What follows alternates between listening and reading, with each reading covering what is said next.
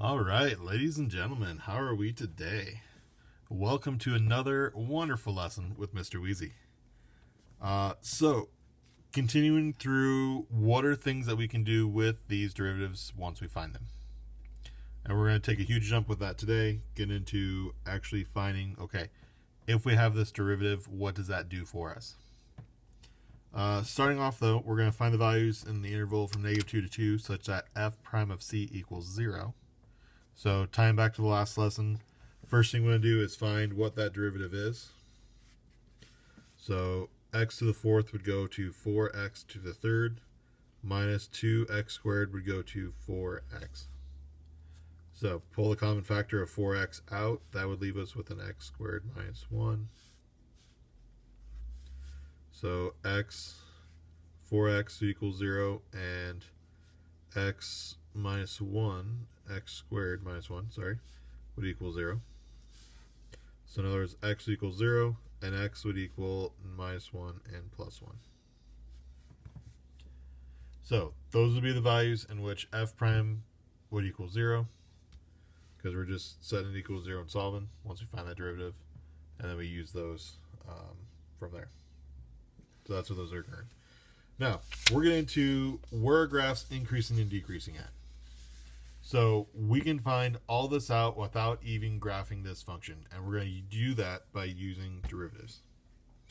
So obviously, these are a little more common sense definitions. If it's increasing, your values are going up. If it's decreasing, it's going down. Now, keep in mind, this is going from left to right.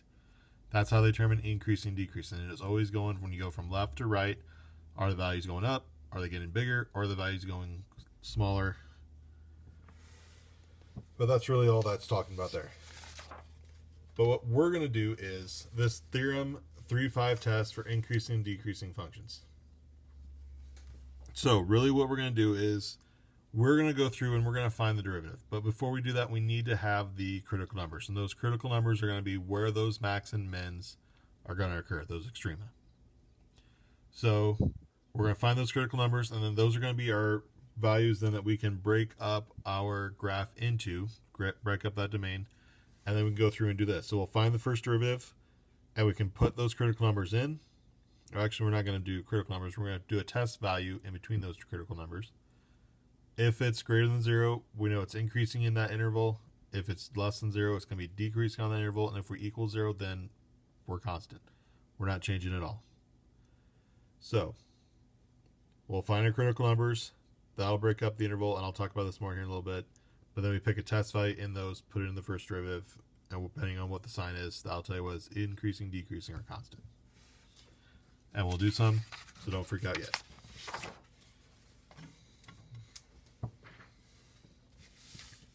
So, find the open intervals for which f of x equals x to the third minus 3x, or 3 over 2x squared is increasing or decreasing. So, first off, you need to find the critical numbers. Critical numbers are going to be, actually I take that back.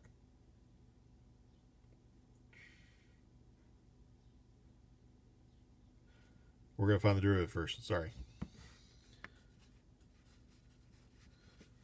So, derivative, x to the third would go to 3x squared. Derivative of 3 halves x, well, that 2 would come down and cancel with that 2 in front. So, it'd just be minus 3x. So, that makes it really nice. We set that equal to 0, and then we solve it out to, well, we could pull 3x out, and we'd have x minus 1 left. So 3x would equal 0, and x minus 1 would equal 0. So x equals 0, and x equals 1. So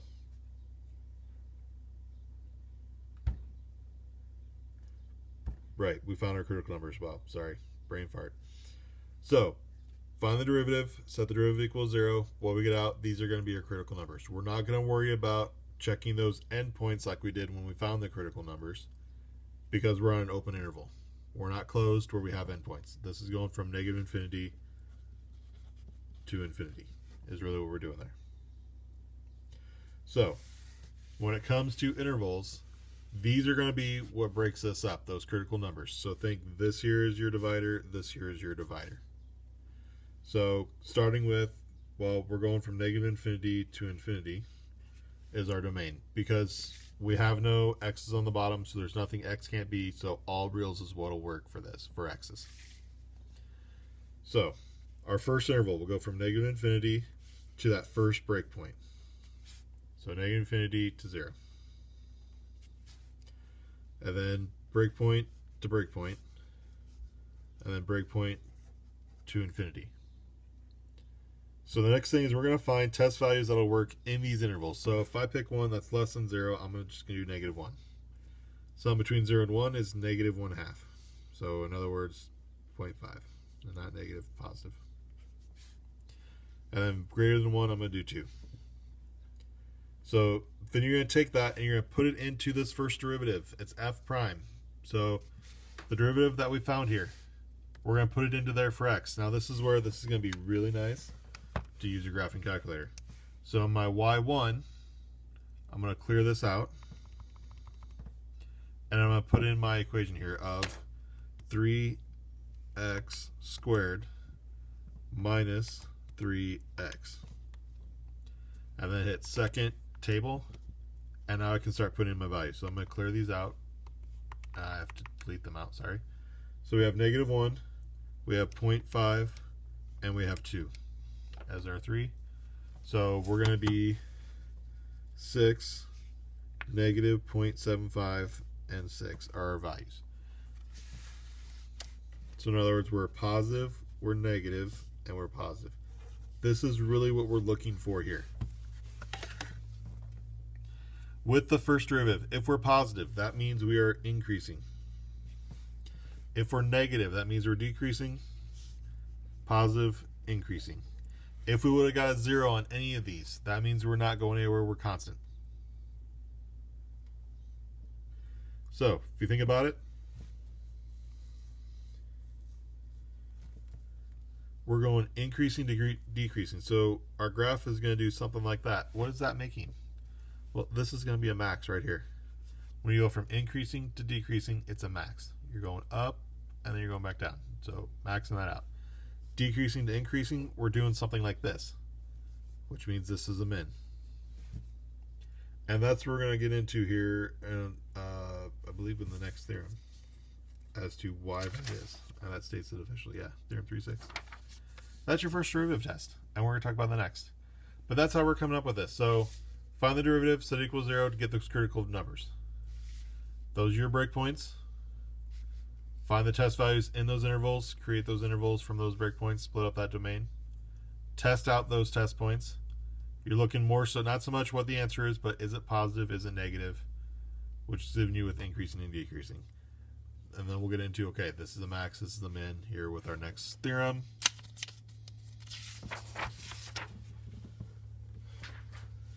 But first, kind of some steps to go ahead and find how it's increasing, decreasing. If it's number one, find those critical numbers. So we're doing the derivative, set it equals 0, and solve. And I will put together a little sheet here for you guys too. That kind of sums all this information up, and it makes it a little more easier to understand and know what do I all need to find when I'm doing this stuff. So be patient. We'll do some more examples. This will flow a lot better. But you're going to use those critical numbers then to determine those test intervals. Generally, you're going to go from negative infinity to infinity, unless there's something on the bottom. Now, if there's something on the bottom, then that makes it really hard to do the derivative with, because then you're going to have to do quotient rule, and I'm going to try to avoid that. We're just going to try to focus on this concept right now. But once you have those intervals, find that test value, put it into your derivative to determine whether it's positive or negative. Remember, positive, you're increasing, negative, you're decreasing, 0 means we're constant. But this works if we're on a closed interval as well. That's just going to be your endpoints. So like say with a trig function, we're going to restrict that from 0 to 2 pi generally with sine and cosine, just because it repeats after that. So we're just going to stick to that part where we're working with it. But next one here, we have theorem 3.6, the first derivative test. This is what we did there to determine max and mins.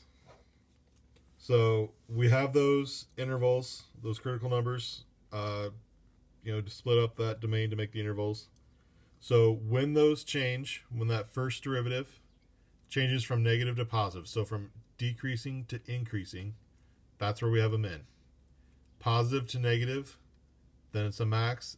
If it stays the same on both sides, so if they're both positive, both negative, it's neither a min or a max. And we're going to get into what those all are in future lessons, but for right now, just know it has to be one or the other in order to be a max or a min. So negative to positive min, positive to negative max. Both the same, it's nothing. Just consider it nothing for right now.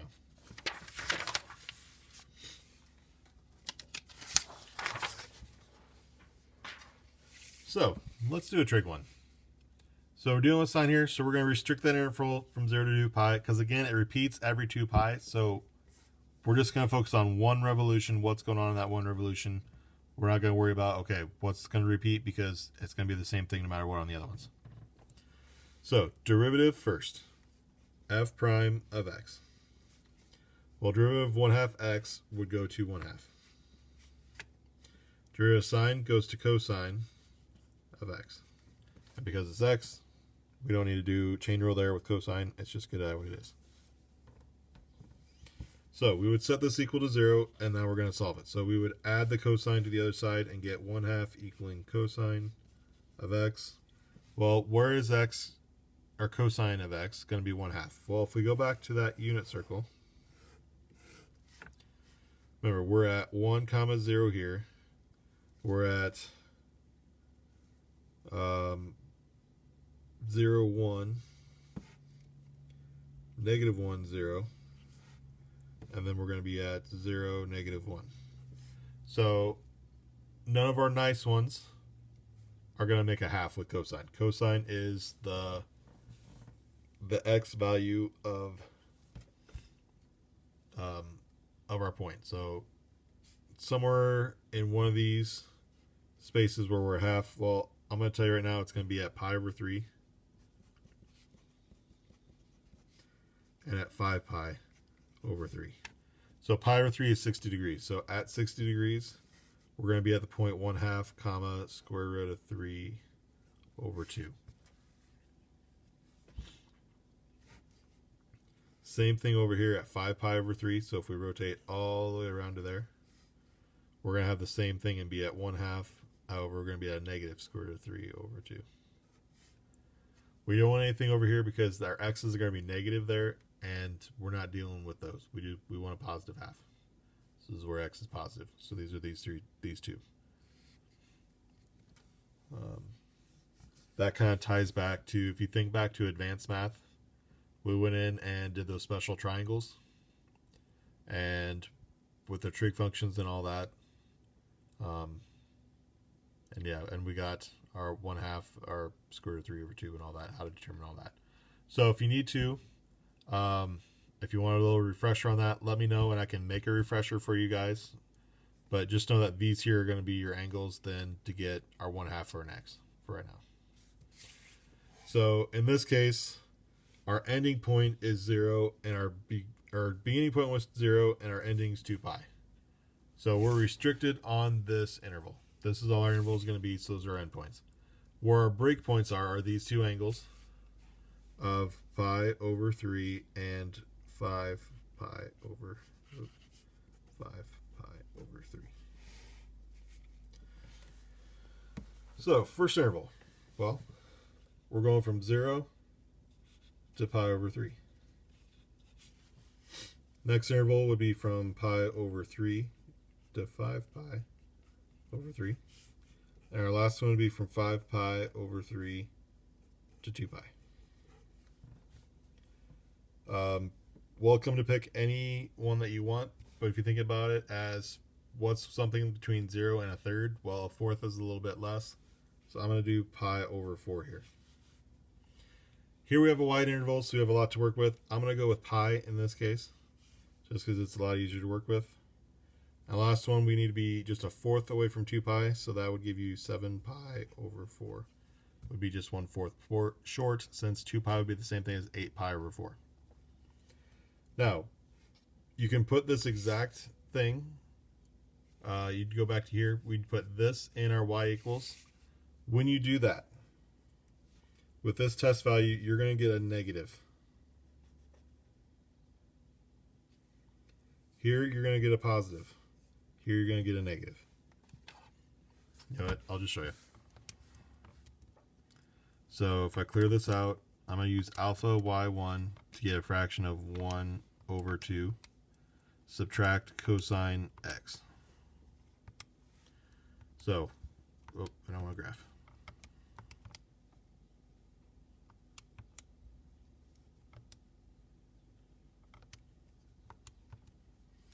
All right, here we go.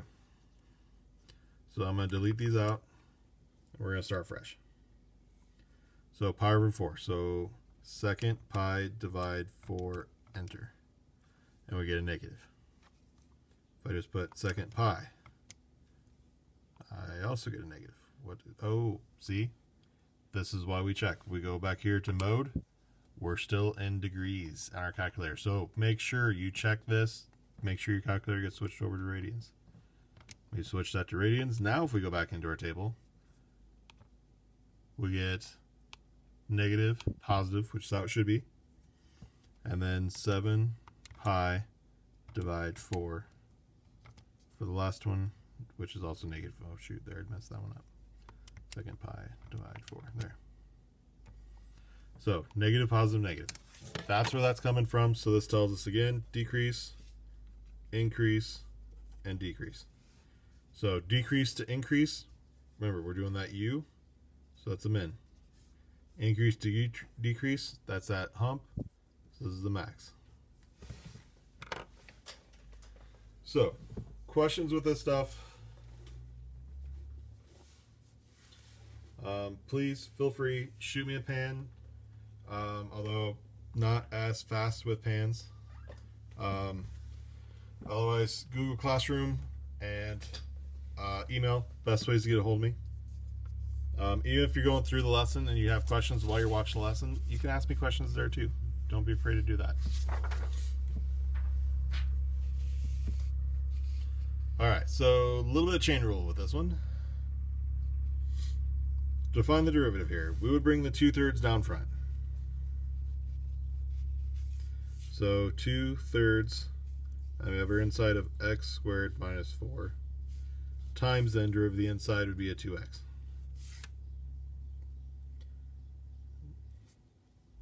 So simplifying this, oh, don't forget this would be the minus third, because 2/3 minus 1 would be a negative third. That was my bad. So we could simplify this down to 2x, and the 2 would be 4x on top. 3 times this would be on the bottom of x squared minus 4 to the 1/3. Now you might be going, Mr. Weezy, how are we going to solve for this when we set it equal to 0? Well, nice thing about fractions is all it has to be is just the top to be 0 for the fraction to be 0. So all we have to do is go 4x equaling 0, and guess what? X is 0 is our only one it's going to be for the top. The other part of this is then we take the bottom, we set it equal to 0. So 3x squared minus 4 to the 1/3 equaling 0. Actually, no, we don't have to do that. Sorry. All we have to do is what would make the bottom be 0. It really doesn't matter what this other stuff is going on. We just have to focus on this part, because everything else is times by it or raised to a power by it. So what would make that be 0 is all we have to worry about. So in other words, x cannot be negative 2 and 2, because that would make these 0. So negative 2 squared would be 4. 4 minus 4 is 0. So 0 to the 1/3 power is still 0. Times 3 is still 0. So that's how we're doing that one. So in this case, we're going to have 3 values, 3 critical numbers. So first critical number was what makes the top be 0. And the other 2 critical numbers are what can the bottom not be. In our original, we don't have a bottom, so we're still dealing with the interval from negative infinity to infinity. And that's where we're breaking this up by. So our lowest would be negative 2, then we'd be at 0, and then at 2. So negative infinity to negative 2, negative 2 to 0, 0 to 2, and 2 to infinity. Some test values. Well, I'm going to keep it simple. Go negative 3, negative 1, 1, and 3. So if we put that into the calculator, now this one's a little more complicated, so I'm going to show you anyway. So if we clear this out, so if we go to this derivative right here, we would have in parentheses 4x, close your parentheses, divide. Open the parentheses back up, and now we're going to put the bottom in. We would need to use parentheses here, otherwise your calculator will just divide the 4x by the 3 here. We want to divide the whole thing. So 3 parentheses x squared minus 4, close the parentheses, raised, and I'm going to do just parentheses for right now, 1 divide 3 for a power. To close that power, arrow over, and then close the entire bottom. So now when we get second table, I'm going to first delete all those out, and now I can put in negative 3, negative 1, 1, and 3.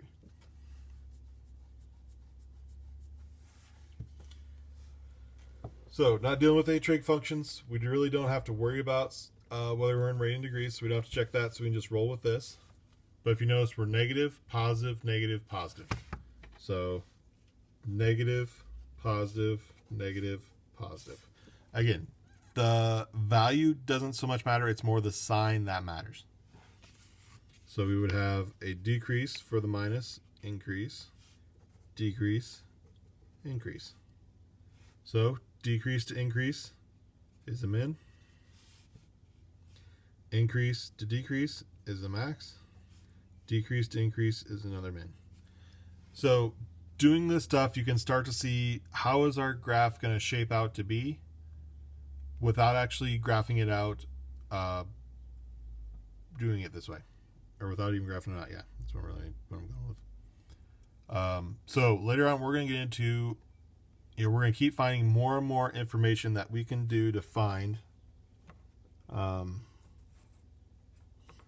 without even graphing it out. It'll also help us then when we go to graph to have all this information. Okay, this is how this is going this way and all that. So it's really helping us graph in the end.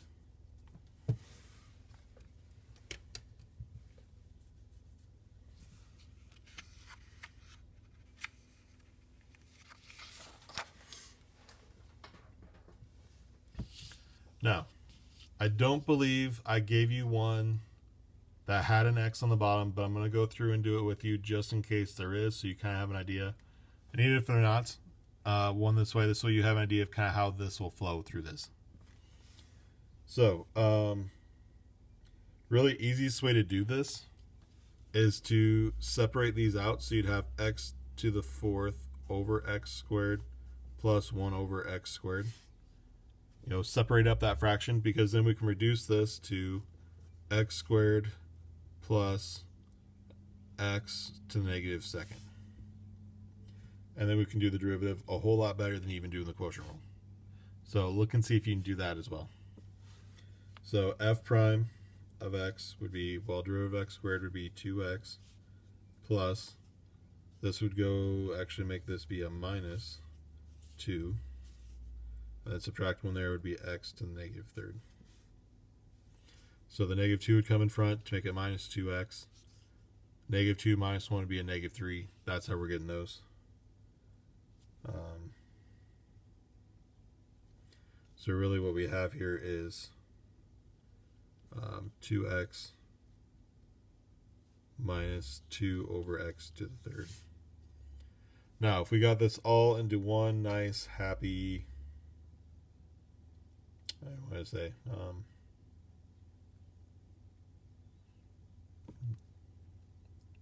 where we simplify this all the way out, you would end up with 2x to the 4th minus 1 over x to the third. If we put it together, we're a common denominator. That's what I'm trying to say. Sorry. Which this here would factor out to be 2x squared plus 1 x minus 1, x plus 1 over x to the third. Now, I can show you how to do all that. I just didn't want to confuse you too much showing you all that. If you need me to show you it, I am certainly welcome. Would have no problem to show you that. Just let me know, shoot me a message, and I can show you how you did that. But it's kind of confusing because it involves formulas and stuff. But for right now, just know that's what that's going to go to be. Okay. So if we went through and solved this out, if we set this equal to 0, well, 2 cannot equal 0. There's no way that's going to work. This next one, you would have x squared plus 1 equals 0. Because again, we're setting each factor on top equal to 0. So you'd subtract the 1 over, and x squared would equal negative 1. There's no way for x squared. If we square something, there's no way it can be negative. So this is not a solution either. So the only solutions we're really going to have is when we do x minus 1 equals 0 and x plus 1 equal to 0 and get 1 and negative 1. Now, keep in mind, we do have an x on the bottom, so where will the bottom not be 0, or where would the bottom be 0 at? Well, when x is 0. So x cannot be 0. So here's our 3 test values, or critical numbers, sorry, our breakpoints in that interval. So negative 1, 0, and 1. Again, we're covering what it cannot be 0, so the rest of the interval is all going to work. So we're still dealing with negative infinity to infinity for a domain.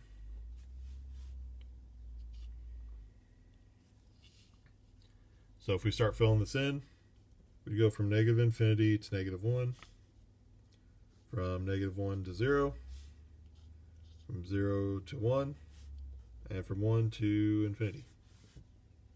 Some test values you could do would be negative 2, negative 0.5, 0.5, and positive 2. So put that in your calculator.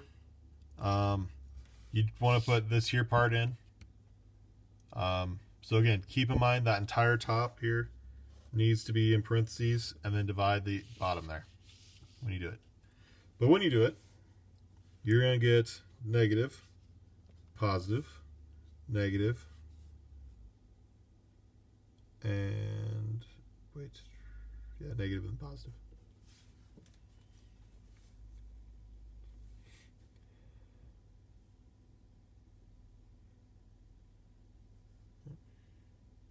So decreasing, increasing, decreasing, increasing. What you should end up with. So decreasing to increasing, min. Increasing to decreasing is a max. Decreasing to increasing is a min.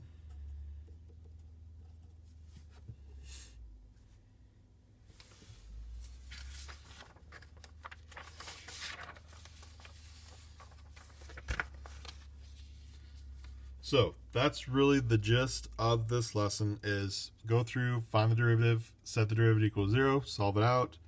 What you get then is going to be your breakpoints. Split up that interval. The only time it's not going to really be negative infinity to infinity is if you're dealing with a trig function, and there it's generally going to be from 0 to 2 pi as your interval.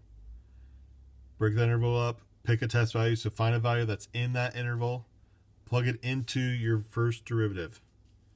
So this is f prime of x. A little harder to see there, but make sure you plug it into the first derivative. So use your calculator there. That's going to be the easiest way to use it, if you put it into your equation and then use your table. Remember, all you're looking for is whether it's positive or negative with these. Negative means decreasing, positive means increasing. Decreasing to increasing is a min, increasing to decreasing is a max.